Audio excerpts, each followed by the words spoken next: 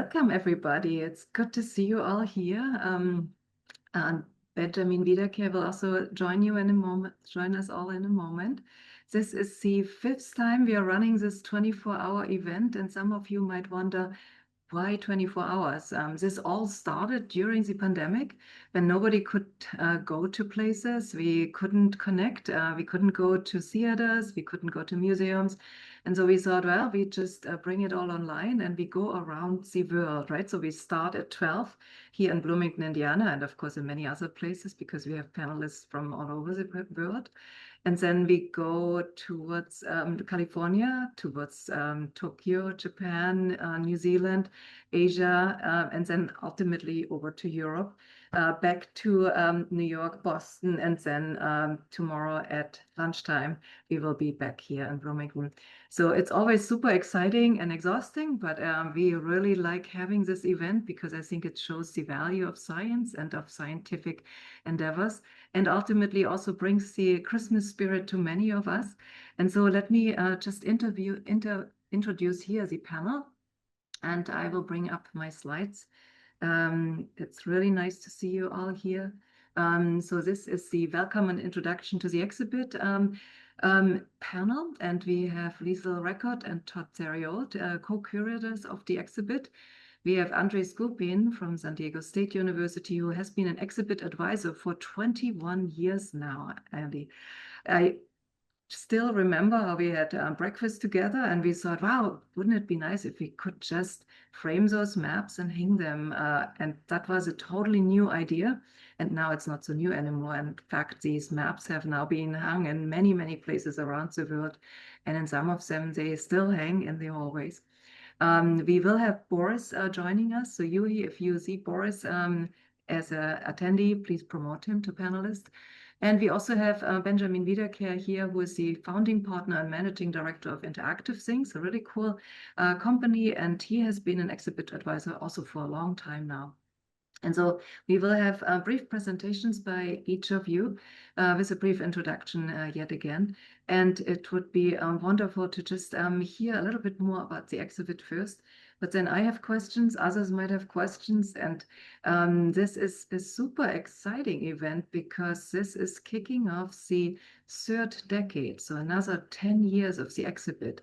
And every time we do this, 10 years is a long time to commit. The exhibit needs a lot of expertise, resources, venues, traveling, just a lot of care and loving. And it's a huge commitment. So committing for another 10 years is not easy, but I think we did it because we all believe that it is super beneficial for us all to understand more what intelligences exist and how to visualize them. And that's the topic of the 3rd decade.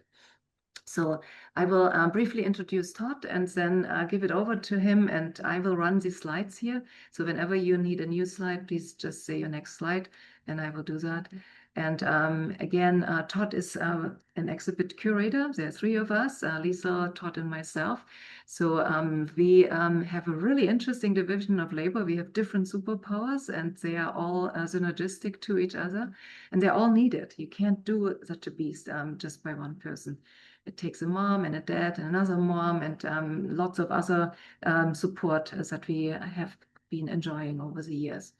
And so Todd has a MA in English from 1998.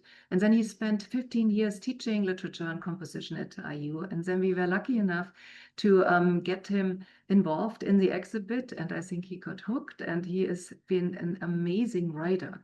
So much of the text you will see in the exhibit, but also text in the Atlas of Macroscopes comes from him. And it's just always a true pleasure to read it.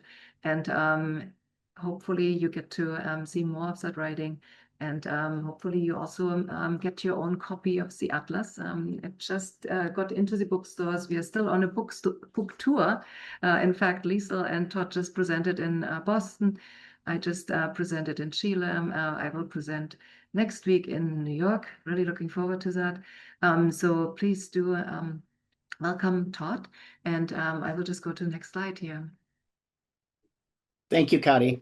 So I have the the task of doing a sort of whirlwind history of the exhibit from its beginnings to the present day. So hang on.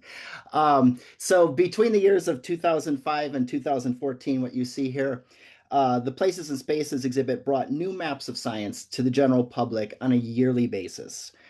During that time, the exhibit traced the evolution of science maps and was part of that evolution, I would say, featuring the best examples of knowledge domain mapping, novel location-based cartographies, data visualizations, and science-inspired artworks. I think at that time, the curatorial challenge was one of translation. So how do you take data visualizations that were often produced for specialized academic journals and intended to be consumed within certain settings and translate them so that they can exist in a shared museum venue space visited by people from all backgrounds and with varying levels of knowledge about the work? And to do this required a process of close collaboration between map makers and our exhibit curators and designers in an effort to enable these works to exist outside of their native habitat and in these diverse, unfamiliar, and unpredictable ecosystems.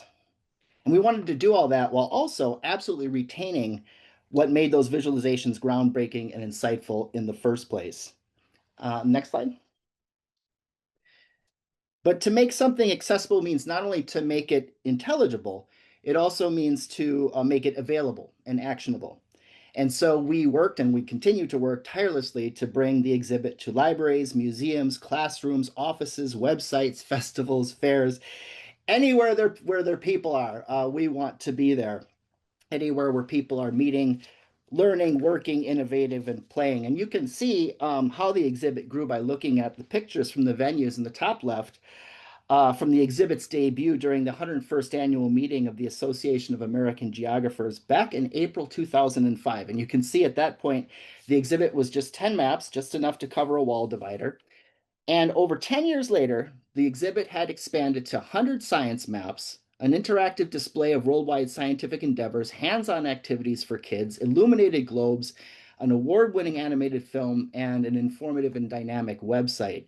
And as you can see on the right-hand side, from the exhibit's residence at the CDC, we now needed a few different rooms and levels to fit it all in. Next slide. So while phase one of Places and Spaces introduced the power and utility of science mapping to many, it also raised some new questions.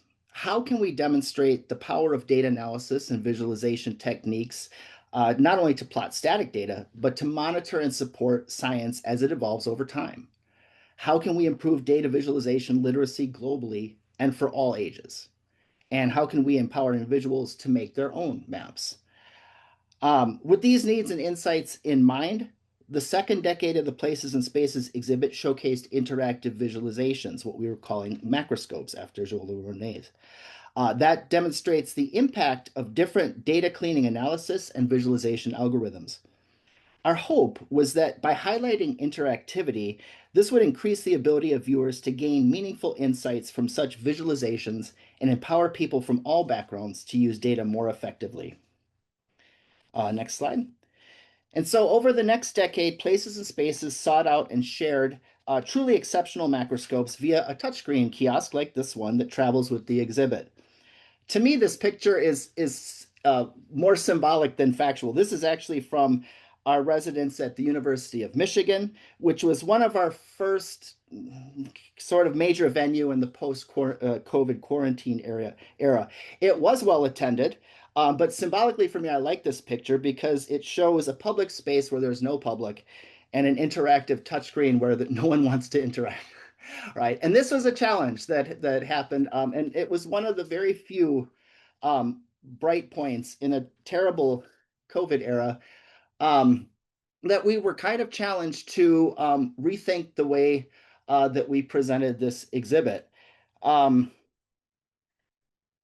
so one of the things that it forced us to adopt is other strategies for display and promotion. Macroscopes are ephemeral things. They can lose functionality or completely go dark without warning. And so the time that we would have spent researching and securing venues during that period, we spent preserving these works the best we could and enriching the exhibit through recorded demos, maker interviews, venues in virtual reality, hosting online exhibit tours. We completely revamped our website. We increased our efforts on social media. And as Katy pointed out, these 24-hour events are also a product of that era. Next slide.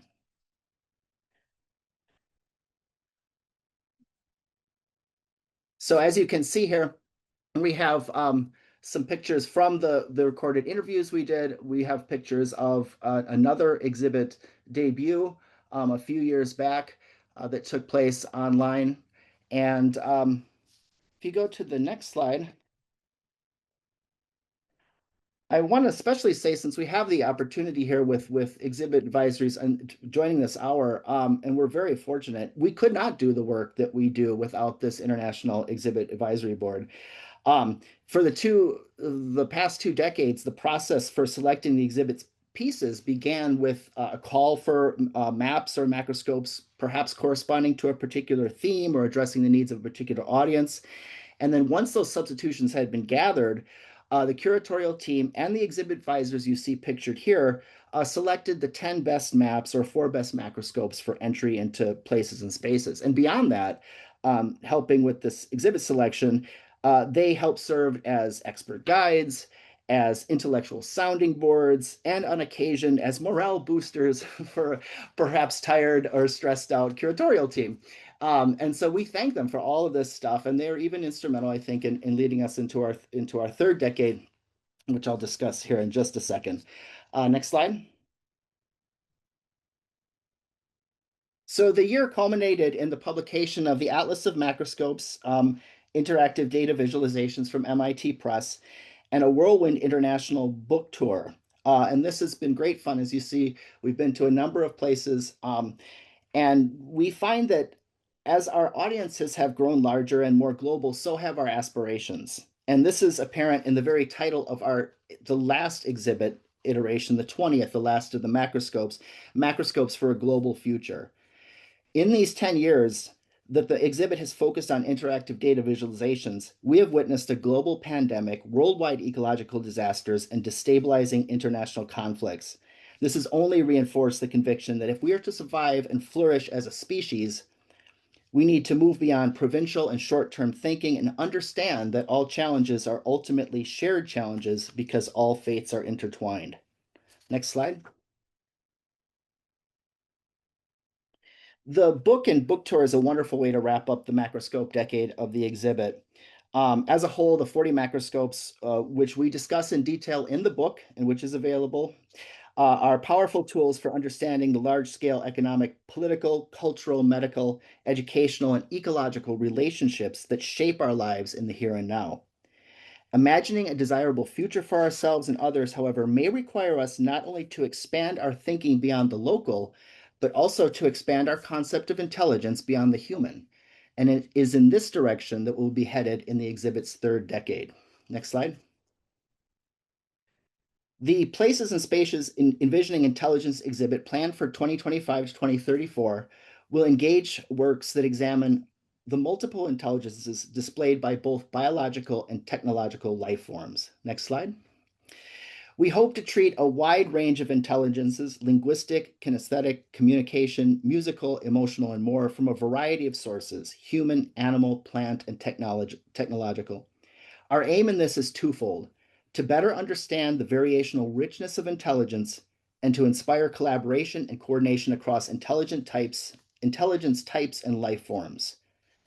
And this was an idea that came out of a in-person exhibit advisory board that we had a few years back, where we were discussing where to take the decade, where to go in the next decade. And this came up, and we got talking about it, and I think from there it just grew. So again, another way that we're absolutely indebted to and grateful for our exhibit advisory board. And with that, I will wrap up this history and turn it over. Thank you, Todd. Great history and also promising new future, exciting new future, but it's of course very different, right? So the first decade is maps of science. We had done research in that area for many, many years, and we brought together the best map makers to basically put their maps on a pedestal to frame them and to show them to a much, much larger audience than what was normal. And then the second decade, interactive data visualization. At that point in time, there were many companies, startups, and larger companies which had created these interactive data visualizations. So that was also relatively easy to actually fill the slots of the exhibit. Now we live in an area where you have a lot of hype around large language models, large vision models, and other AI, but not maybe so much information and so many tools yet to visualize AI, to visualize what AI uses to get trained, how it remodels its internal structure to represent what they just learned, but also what it can do after it was trained and how it improves over time. So all these kind of data visualizations, there are not too many of them yet. So it's a real interesting challenge to not just look at visualizations of artificial intelligence, but also visualizations of many, many other types of intelligences. And so I'm really glad that so many submitted and so many said yes to being part of this event. And we are going to go over to Lisel Record now, which is my right hand at CNS, the Cyber Infrastructure for Network Science Center. But then she also has another amazing role to play, which is being a curator of this exhibit, which is evolving over time and changing and morphing over time. And every new exhibit iteration has different needs, has different affordances, and ultimately also needs to be traveled around the globe. So there need to be crates, there need to be transports, there need to be budgets. And Lisel just magically supports it all. So she has been with CNS since 2013, so 12 years, long time, longer than some marriages. And I'm just so grateful to have her here. And with 15 years of curatorial experience at a variety of nonprofit and public institutions, she has been amazing as a superpower to give this exhibit a shape and form and longevity that we couldn't have had without her. She also at CNS manages many of the strategic planning efforts and the budgeting project, the HR and project management. I don't know how she does it all, but she does it, and it's fun to work with her. So I will give it over to Lisel, and I think she has her own comments on what this exhibit is about and what the debut of the first submissions for the third decade iteration 1 look like. So this is the very first time they're going to be told to the world. So Lisel, please. Thank you, Katy. So I'd like to share some reflections on this new theme that we've embraced this year. It has been a change and a new, it's kind of reinvigorated us to think anew about what we're doing here.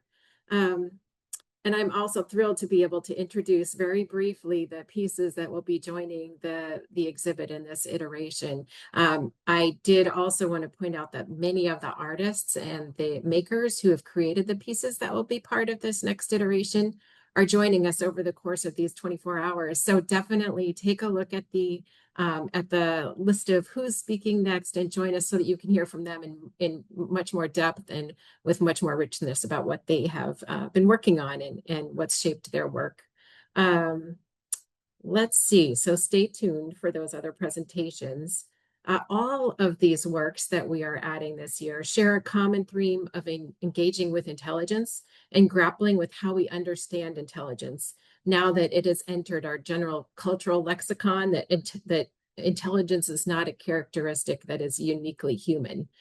So I think this general cultural discussion about AI has really prompted us to think about what intelligence means and who has it and how do we recognize it. So the world has really been abuzz with talk of AI, really in a big way since ChatGPT became publicly available on November 30th, 2022. So really 3 years.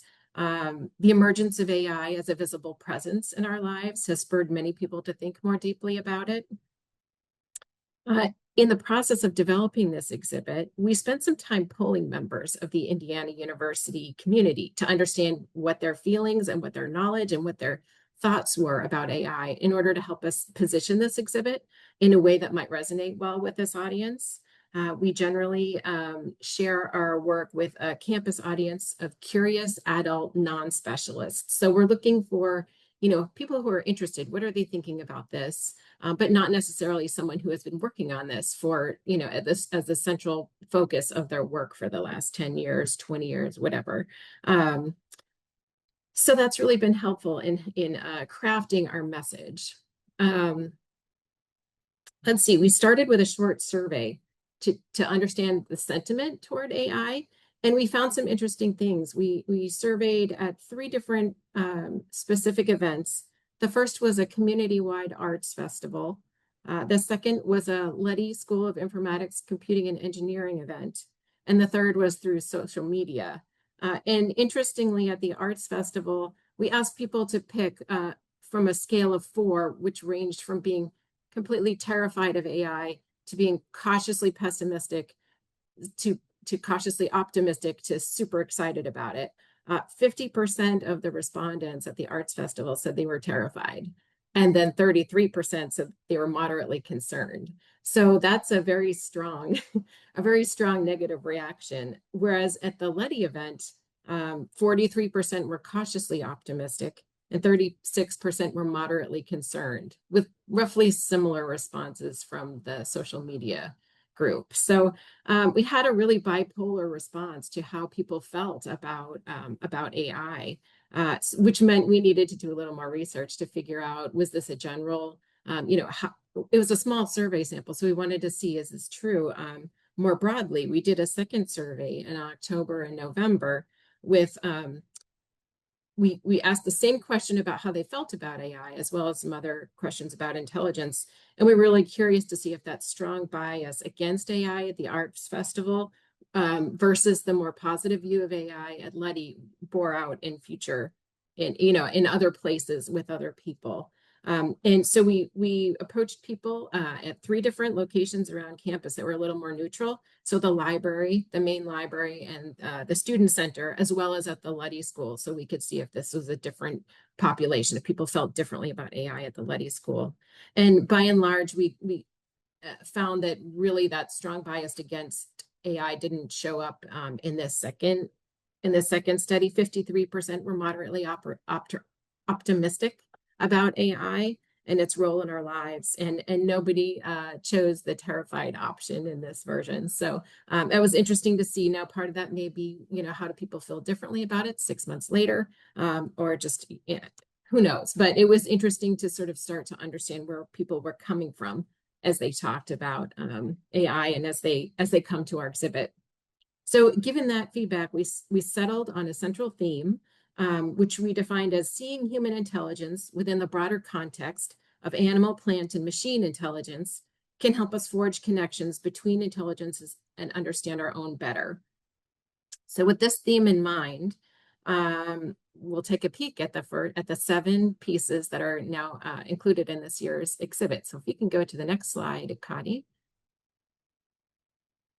This is the first one, information having fun, or mind. It visualizes the results of asking ChatGPT to complete the sentence, intelligence is ... The visualization plots all the different ways that ChatGPT completes the sentence. And visualizing the results is a little bit like seeing an MRI of ChatGPT. It's a way of kind of seeing inside the machine. And this work, which is presented as an interactive visualization, so you can manipulate it and play with it and see the many different permutations of this sentence as you dive down deeper into it. It sets the stage really well for exploring what intelligence is and how we define it. So it's a great starting piece for this exhibit. So next slide. This next piece was chosen because it visualizes cooperation so clearly. It's called Responsibility, and it was created for Google DeepMind's Visualizing AI, which is it's a commissioned collection of digital art imagining AI's rewards, roles, and responsibilities. It visualizes that push and pull and the mutual effort of humans and machines that's needed to create intelligent technologies. And sometimes that human element is a little bit invisible, especially to folks who may not know the inner workings of how AI is developed and created and used. We've used this as a signature image for our slide decks because for this event in particular, because it places cooperation between humans and machines at the forefront, and that's something we'd like to stress. Next slide. Let's see, so this one, questions about what is real and what is imagined and what is hallucinated are central both to this piece and to society's discussions of AI's role in culture. Inspired by her grandmother's cognitive decline, the artist created a custom AI system that transforms fragmented spoken recollections into synthetic visual sequences. Against the backdrop of rising Alzheimer's cases and the emergence of machine-generated false memories, this video reimagines remembrance through the lens of artificial intelligence. The work is a compilation of these 7-second memories that different visitors to the exhibit have spoken into, and then used an AI to generate animations to visualize what those memories might look like. So it's an interesting combination of human and AI. The next one, next slide. The next piece, some have described AI as a black box. And this work really opens up that box by asking ChatGPT questions, much the way we would ask questions of a human being if we wanted to understand them better. So what does AI mean by the terms knowledge and power? Over the course of 1,764 different requests, data artist Kim Albrecht coaxed ChatGPT into defining what it means by the terms knowledge and power. The answers are able to reveal the value system that ChatGPT is sharing, reflecting, really. This work highlights the questions of what methods we use to understand different types of intelligence, and it also raises some of those really important ethical questions about bias in AI that I think also need to be addressed. Next slide. This piece is all about visualizing networks. It's called Zoonotic Web, and it makes relationships visible that aren't necessarily otherwise. This interactive network shows how pathogens navigate between different species and through different environments. Visualizing otherwise hidden relationships reveals how microscopic and macroscopic life co-shape disease dynamics. Next slide.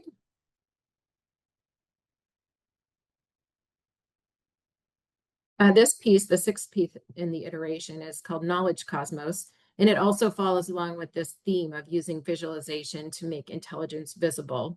It's both a tool and an artwork, and it's immersive data-driven visualization. It includes 17 million papers or publications that turn complex research into more of an explorable universe. Rather than siloed papers that are locked into disciplinary repositories. So it allows you to visualize a much broader landscape of science. And then the next slide.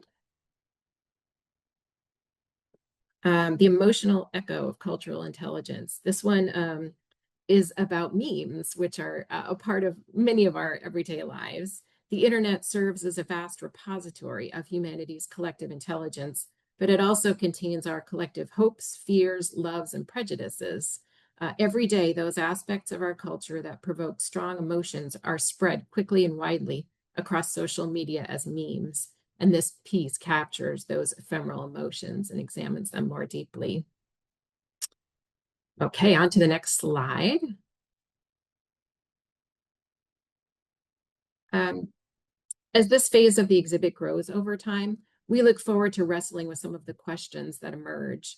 This could range from the practical matters, such as how do we cite or acknowledge AI as a co-creator in our work, to how do we measure or sense or study cooperation between other types of intelligence, and how do we understand collective intelligence. We look forward to exploring these three themes over the next decade and to expanding the discussion to include plant and animal intelligence, as well as human and machine intelligence. And we invite you to join us on that journey over the next 10 years. Thank you. Thank you, Lisa. I think it's great to see these first submissions to the exhibit. And of course, they will set the tone, but we really wanted to make sure that it's not just us and the machines, but also other types of interactions between intelligences. Next, it is my great pleasure to introduce André Skupin. He has been a colleague, friend, and fellow German in US for a long time. We 21 years ago were part of a breakfast event where we envisioned this particular exhibit, and that was very much eye-opening to see what an exhibit can do and how it can really change how people know about certain types of visualizations, how they can make their own data visualizations. And ultimately, André Skupin has been creating his own set of tools and databases to empower others to render data into actionable insights. And I think we will get to see some of those here. So I won't read the biography to you in the interest of time, but I will just give it over to André. Please. Thank you, Katy. Next, please. So I am a classically trained cartographer, and for the last couple of decades, I've been visualizing all kinds of spaces, but especially knowledge spaces. And at the beginning, 20 years ago, yeah, we were very much inspired by cartography in mapping science. But what was unique from the very beginning is that the whole team, driven from Indiana University, saw cartography not just as a metaphor, but rather as a source of tools, concepts, real technologies as well, to trying to solve problems in making non-geographic spaces visible. And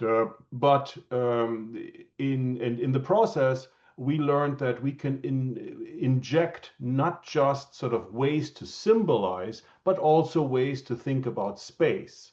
And really, until November 2022, by far the dominant paradigm in representing knowledge space was that of discrete objects forming networks.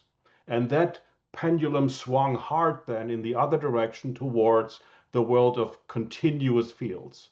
And that's, by the way, is the world of hallucination as well.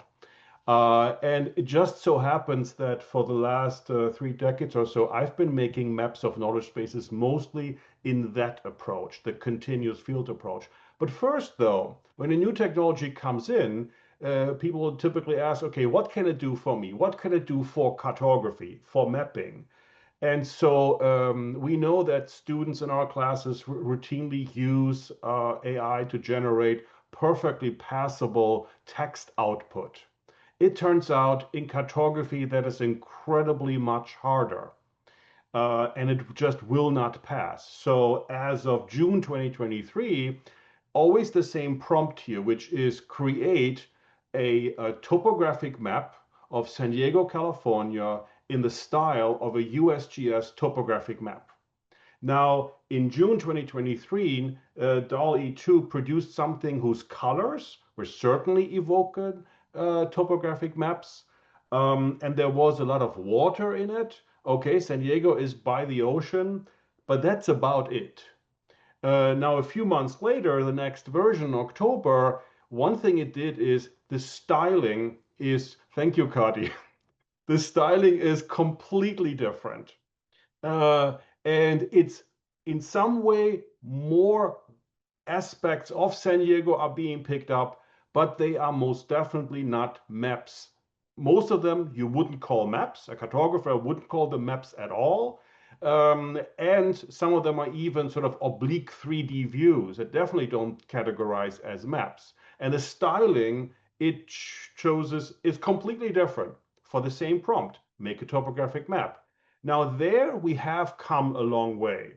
And so as of December, ChatGPT 5.1, the same prompt, creates something that to the casual observer, thank you, Katy, will pass as a map of San Diego. The coastal features are looking quite good, but what happens is it doesn't actually seem to use geographic data.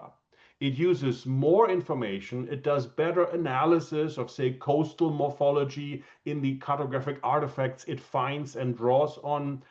But internally, the road network, it evokes something, but it's not, but it is completely incorrect.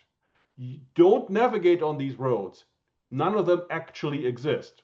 More importantly, what it doesn't capture on the left here is the key feature of the morphology of San Diego, which is it is a unique city in being bisected by urban canyons where the neighborhoods sit on elevated mesas.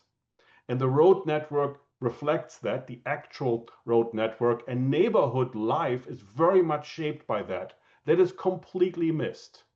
Other than that, it does look a lot like a 1 to 100,000 USGS topographic map, I will admit. So we've come a long way, but we have a long way to go in incorporating actual knowledge and bringing the worlds of continuous space and discrete space, knowledge graphs, and so forth together. Now, in my own work, next please, in my own work, I've really been trying to marry AI and mapping. Before it was called AI, when we just said natural language processing, dimensionality reduction. And here, this was in the first iteration of the exhibit in 2005, a map of the domain of geography that uses what we now call AI, but also uses actual geographic information systems technology and cartographic principles to ultimately lay it out. Next, please.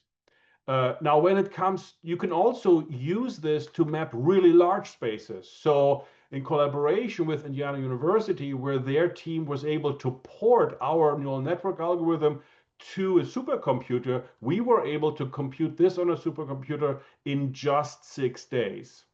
And then went to work using cartography and GIS to make the space of biomedical research visible. So you can see this marriage of the two. It's not an or, it's an and. AI for mapping and mapping for AI. Next, please.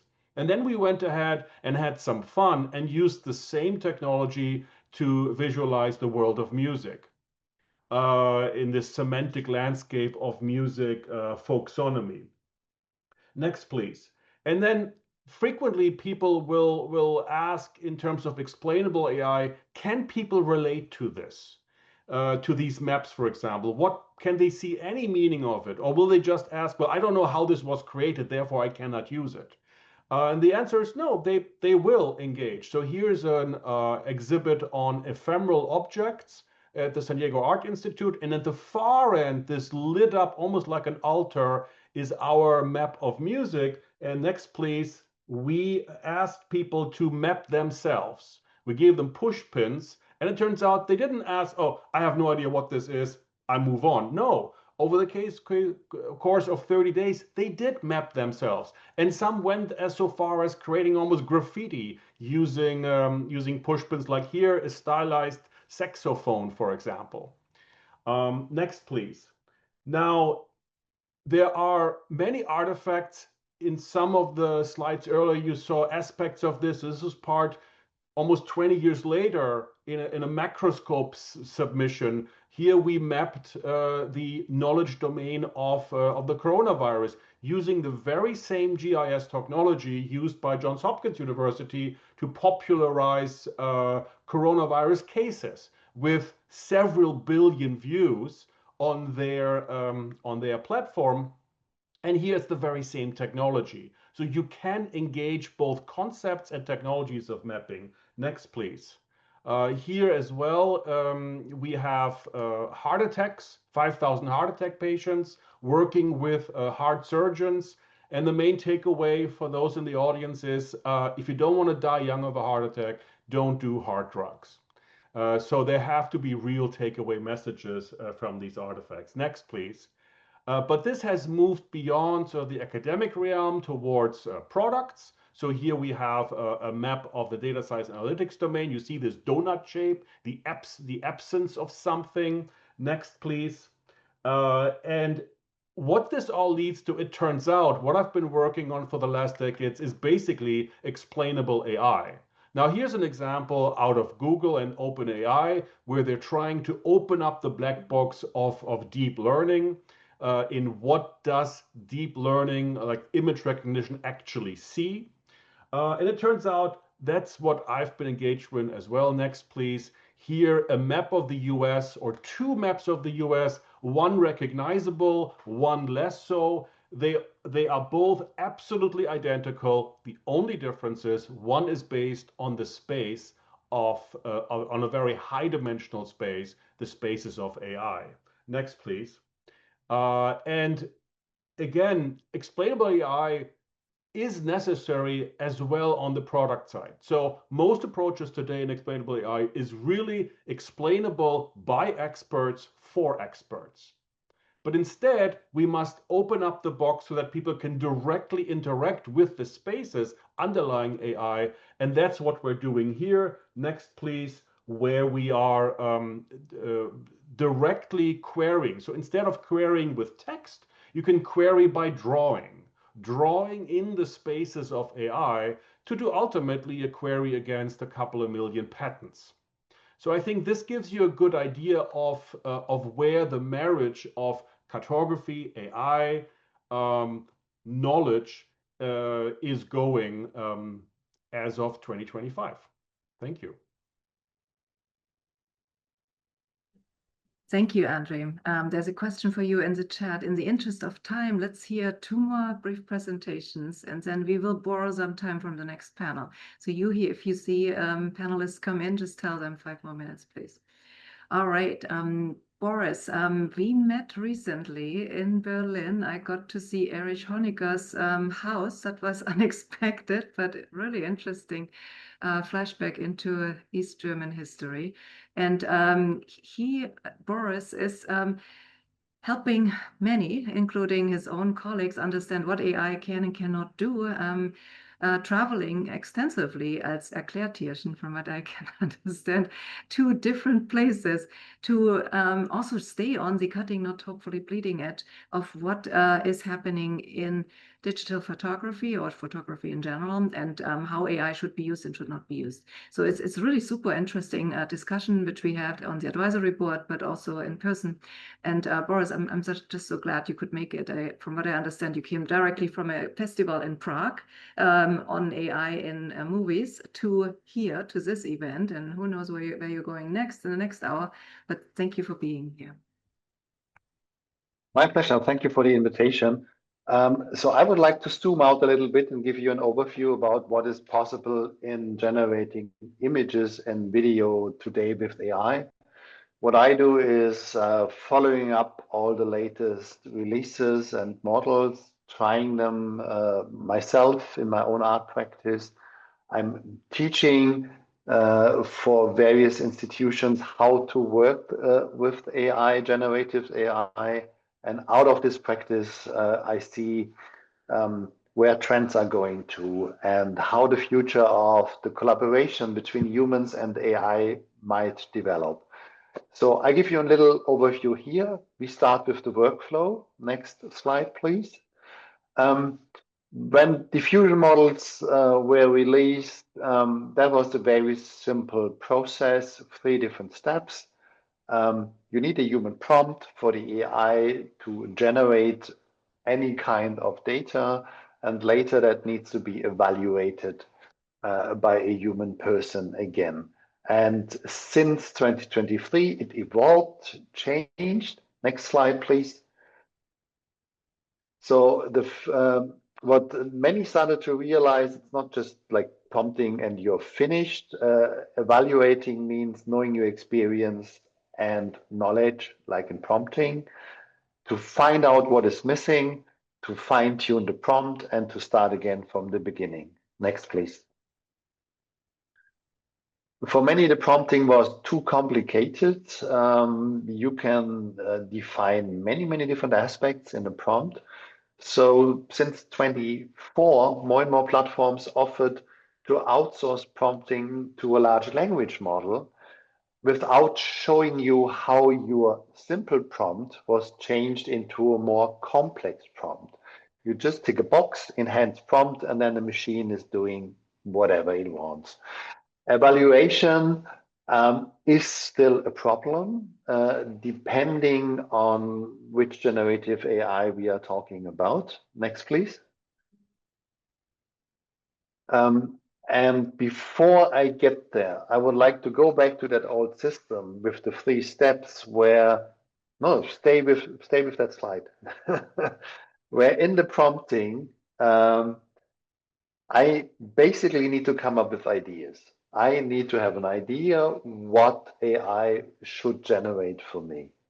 So that is very important here also for the university system, where in the past, predominantly the production of something in the creative field was taught. Now that production is outsourced, that means you need to focus on how to teach generating, creating ideas. Next, please. And the evaluation part is not just about applying your knowledge and experience, it is about giving context, making a choice that is based on context and taste. Next, please. And this choice and that context is something that AI is still struggling with. So right now, many researchers are trying to solve the evaluation problem. Next, please. And I have an AI bot now researching me on a daily basis, studies on AI and creativity. So it's very good to have an overview here. And there was a meta analysis of studies of the last 3 years. And all of them agree that evaluation remains fragile because in the creative field, you want to have an outcome that stands out, and AI has the tendency to come up with the statistical average, and often for the creative field, that is not good enough. Next, please. So right now, AI is struggling with evaluation because it's not a living being. It can't experience this wow effect, yeah, where there's a surprise and impact. Creativity, and that is where many are working on, the context of creativity might be solved, yeah, but again, then in many creative fields, you need to take a risk and deviate from averages. So to get a large language model to know all of this and be able to do this is more complex than just outsourcing prompting. Next, please. What is possible today, and that was already on the horizon in 22, is the digitalization is the foundation for the AI-station we have today. Any kind of digital file can be generated, and any combination of digital file can be used in a prompt to generate any combination of digital files.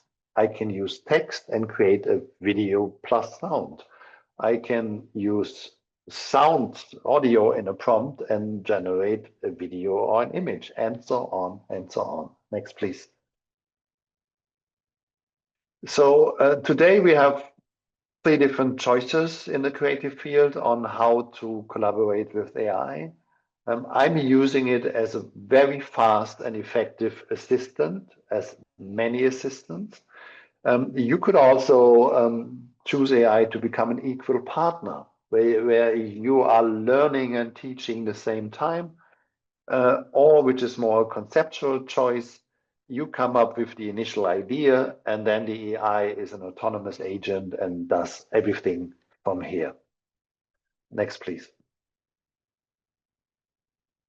The main problem that I see and how evaluation is tied to our capitalistic societies, that in my perspective, many of what is produced in a capitalistic society is just good enough to keep us going. My personal example is Netflix. How many times did I want to quit? And I just continued because I was hoping it would get better, and it was just good enough to keep me going. Next, please. So the future of intelligence and creativity is one of my main topics. Next, please. And only if you have a definition and understanding of creativity, of intelligence, you can come up with a meaningful structure of workflows and workspaces. And my background is in visual arts and philosophy, so definition of terminology is very important for me. Next, please. And only if we have an understanding of creativity and know how AI works, we can build a workflow that is catering for it. So slides that has been missing in between here is what would my idea of creativity be? And that is based on Margaret and Bowden, who was researching AI, creativity, psychology, philosophy for many years. And in 2000, she came up with a definition that I still believe is the best to work with today. And she was dividing creativity in combination of a given content, exploration of a given structure. This is pattern recognition. And then there is transformation, which is a paradigm shift, breaking of rules, jumping out of given content and structure. But given content and structure is the training data, and combining elements of the training data is the strength of AI, and also analyzing pattern is the strength of AI. That means in order for the AI to be fed, I need an archive. I need a structure that can be explored. Next, please. And what I also realize, you need teams. I've been doing nothing else than researching AI in image making, video making for 3.5 years now. The speed of the development is constantly accelerating. You need a team to maintain an overview. Next, please. And you need a team that is interdisciplinary, because if you prompt with text and sound and video and images, in my experience, you are prompting with your existing knowledge and skills. And who has a background in all of those different disciplines? No one. Next, please. And I think what will be the new normal is that AI is a team member. I have AI now working for me, just finding and presenting studies on AI and creativity. And I'm using it in different ways of my creative process. So I think that is something which is a given. But the question is, how do we get there? Next, please. So that is an overview of how we could integrate AI into our teams. And there are many, many different aspects that we need to take care of. And they could create new professions, possibly. I'll give you an example. I have an overview about the best American Chinese AI video tools. If you have a project, but not that overview, you need someone who knows that you are going to combine this Chinese model and that American model to produce whatever you want to. If you don't have that overview and you just use the model that is available, just stay with that, please, then you might get stuck because the model you are using is too old. There was a new release last week, you're not aware of it, and then you are just getting very frustrated because you are stuck. So you need someone that shows you this is the one that you need. Then this needs to be integrated in your workflow. You need someone to teach that human AI hybrid team how to collaborate. Someone who teaches the humans how to work the AI most effectively, and someone who gives the AI some kind of personality, who cares for knowledge transfer and sets up the AI. And then everything that is generated needs to be checked. Yeah, we've seen it before with the maps of San Diego. There needs to be someone who is checking the facts. Could be a trust director if you're working with large language models. The hallucination rate today, depending on which model you are using, is up to 40%. Yeah, and if you would go to university to a professor and you know that 40% of what the professor is saying is just wrong, would you go there as a student? Possibly not. You need someone that also looks at the outcome and gives the context, has a certain taste, and takes care of the consistency if it's about visual outcome. And you will get stuck in that process over and over again. And then you need an AI plumber or an AI doctor. And I think next time when somebody comes to you and is telling you you need to integrate AI in whatever you do, you take that slide and then you go through all of those steps and try to find solutions for those tasks. So that's my little fast overview. Boris, thank you. I will absolutely do that. We have a number of AI projects, and I will just ask, okay, who's doing the taste directorship here? Because I think we need those roles. In the interest of time, it's my great pleasure to introduce Benjamin Wiederkehr. He is one of the exhibit advisors. He is also an interaction designer par excellence. He has created some of the data visualizations that are among the ones that are absolutely among my top favorites. And he has been featured, and his work has been featured in many of the major outlets, which you see listed here. Again, in the interest of time, I will give it over to Benjamin. You will have access to these slides via the recording. And so again, thank you for joining us, Benjamin, and please take it away. Thank you so much, Katy. We can jump right to the next slide. So whatever I show today is not only my own work, it's the work of my team. Usually, Interactive Things is a design and development studio. We're focused on the interaction between humans and data, and naturally, AI has been playing an increasing role. And I, for today's presentation, asked the question or looked back at our more recent explorations of where and how AI plays a role in our own practice. So you can jump to the next slide.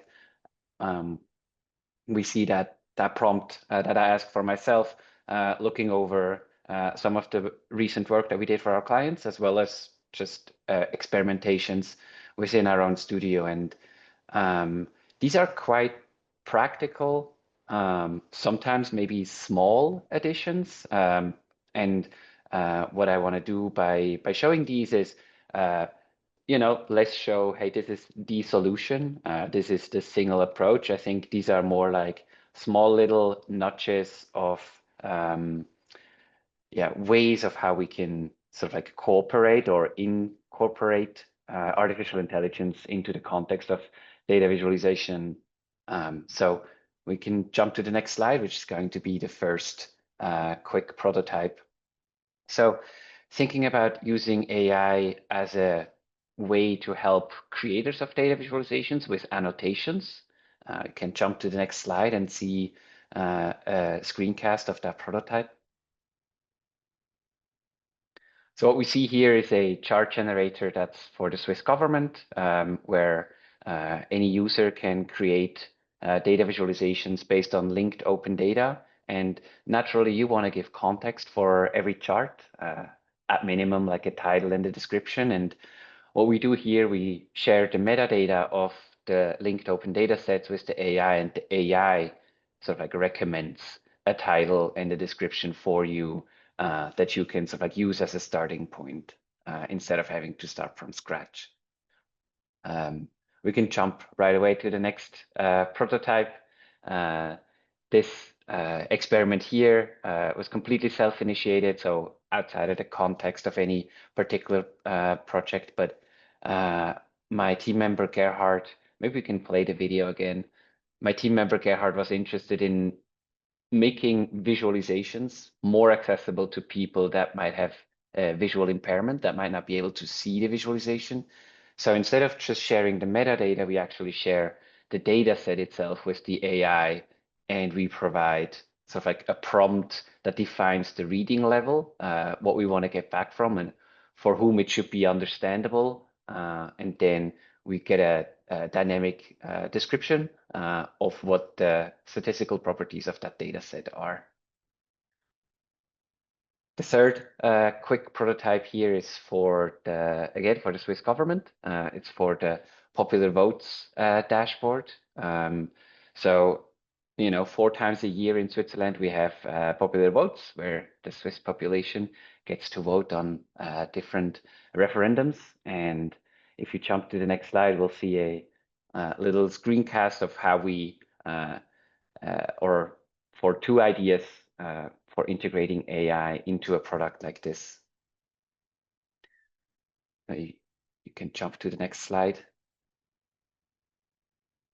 Excellent. So popular votes, they usually have lengthy descriptions, and those might not always be like the easiest to read. So we came up with the idea of like simplifying those texts for the users to, give a quicker and, depending on the reading level, maybe more accessible description. And then another idea here is you see the results, you see the geographic distribution, but we ask the AI to interpret how the voting has fallen. And what's interesting here is it picks up sort of like idiosyncrasies about Switzerland, something like the divide between the French-speaking part of Switzerland and the German-speaking part of Switzerland. So it goes a little bit beyond just the statistical properties, but it tries to reason upon what that might mean. And this is the last prototype. You can, I think, jump to the next one. Yes, correct.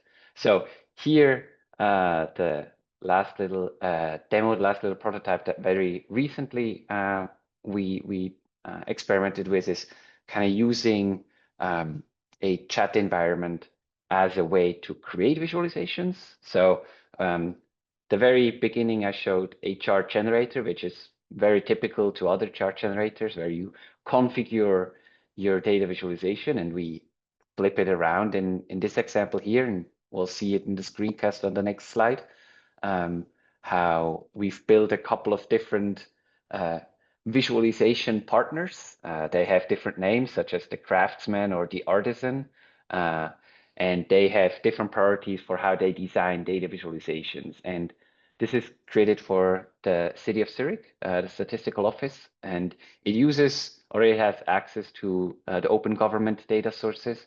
And then you can sort of like create those visualizations just by giving it a prompt, and it will go through accessing the data set that you're interested in and sort of like coming up with a visualization. And again, depending on who your visualization partner is, so the librarian, the craftsman, the artisan, they might have different priorities in what nuances of data visualization they will emphasize.